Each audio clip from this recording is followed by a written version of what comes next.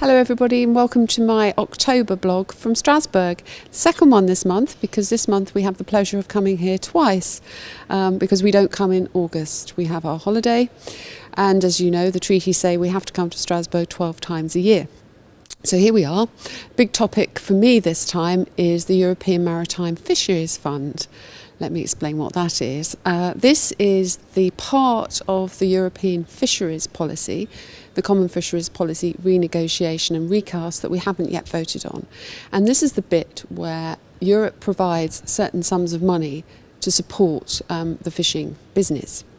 Now, in the past, we've had all kinds of discredited policies here, huge amounts of money being used to compensate the owners of fishing vessels, particularly Spanish and French, for scrapping their vessels. And then, of course, what do? They go out and buy a new one.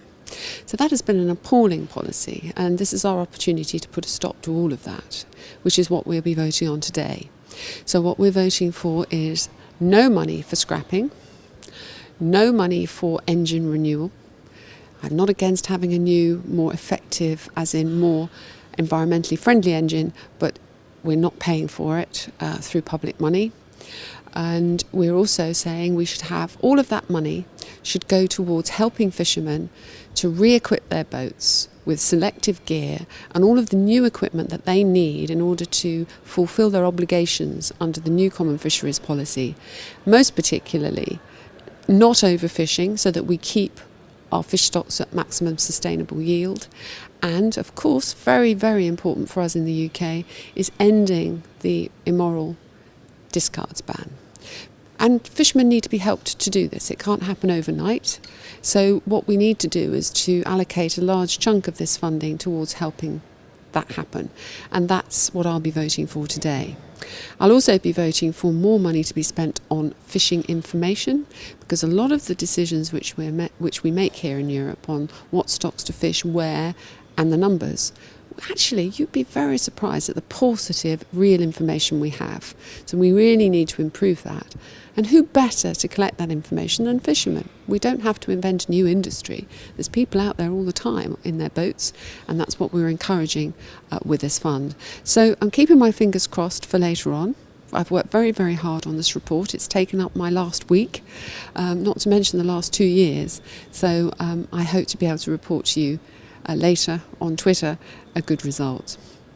The other thing which I think you might be interested in was a debate this morning. President Barroso, who is the head of the Commission, came to talk to the Parliament. There's a summit for European leaders next week, at the end of this week, which our Prime Minister will be attending.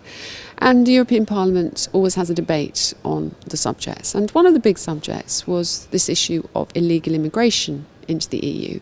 And we've all seen the reports and the pictures, the tragic pictures of deaths in the Mediterranean off Lampedusa and off Malta. And nobody could fail to be touched by that.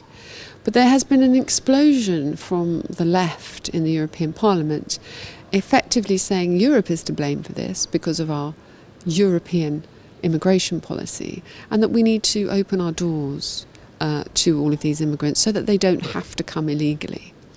Now, I don't know about you, but this rings all my alarm bells very, very loudly.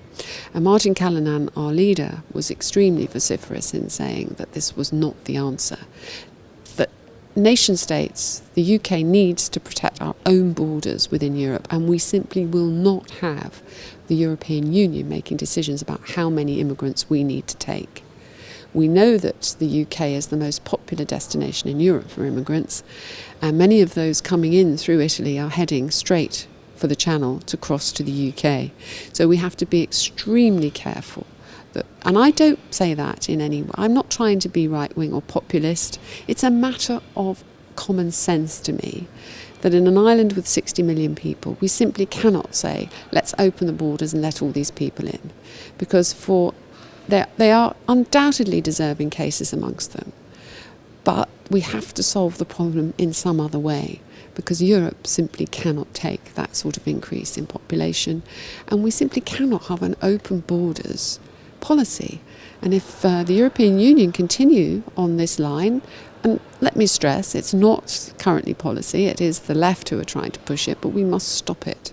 Because if they continue on that line, I'm afraid those of us who are looking forward to our 2017 referendum will be only more encouraged to be voting no, because it's a step much too far. So this will unfold over the next few months, maybe the next year or so, and undoubtedly be a big issue in the European election on May the 22nd. So I should leave you on that. It's nice to speak to you again, and I look forward to speaking to you in November.